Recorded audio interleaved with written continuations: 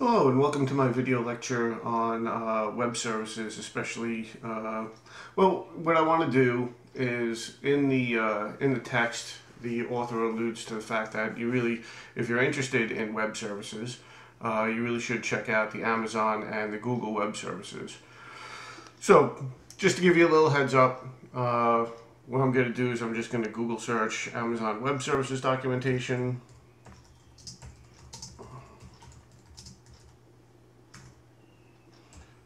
Documentation. All right, so remember, this is the SOA type of architecture. So if you look and you check out the documentation, they give you all sorts of documentation on how you can utilize their web services.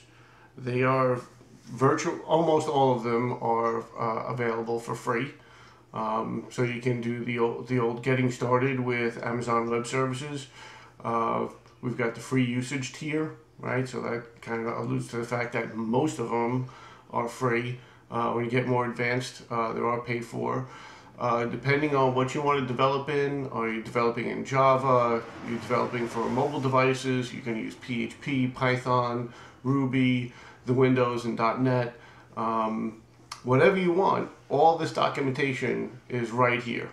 I certainly encourage you to go and check it out. It's pretty straightforward. We've got a whole developers section here where you can download the management console, all sorts of stuff, and there's a fairly significant support community.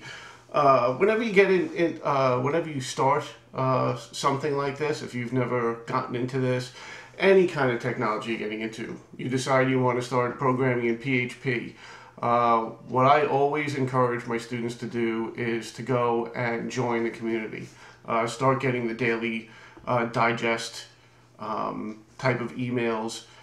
This way you can start, becoming familiar with the lingo used, what's going on, what's current, all sorts of things like that. So that's Amazon Web Services. And then there's also the Google Web Services.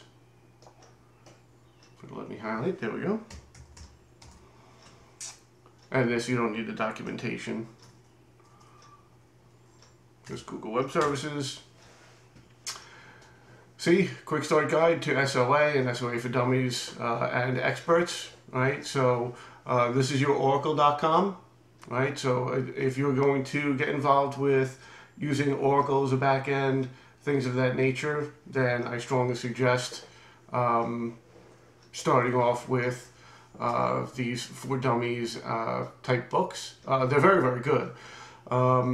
We've got Google Maps API, so if you wanted to set up, say, an app to, utilize services such as, location management and stuff like that, you can get into that for Google developers.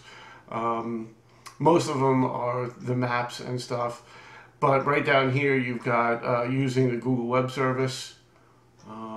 Is that the one I want you to get into? No, Google jumps head. Well, where is that? Where are their Google Code, Google Web Services, coding for fun articles. Looks good. Oh, that's Channel 9. I don't want to be there. Google Maps. Well, maybe we'll start here. Start with the first one. So this is Google Maps. There are other web services, but here's the Google Maps API, the application programming interface. Again, we've got directions, table of contents. We get into, what a web service is, the secured socket layer, things of that nature.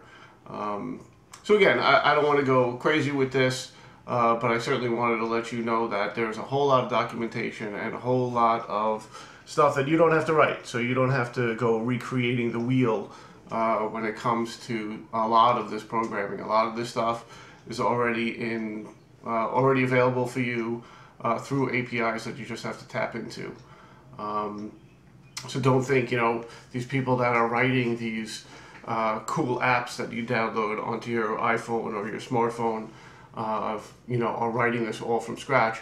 Most of this stuff is just, having an idea, what do you want an app to do, and then going out, grabbing the appropriate APIs, utilizing them, and then putting everything together into your own app. All right, so that will end this video lecture. Again, all I wanted to do was point out to you the web services that are out there and where you can go to find out more information on them. All right.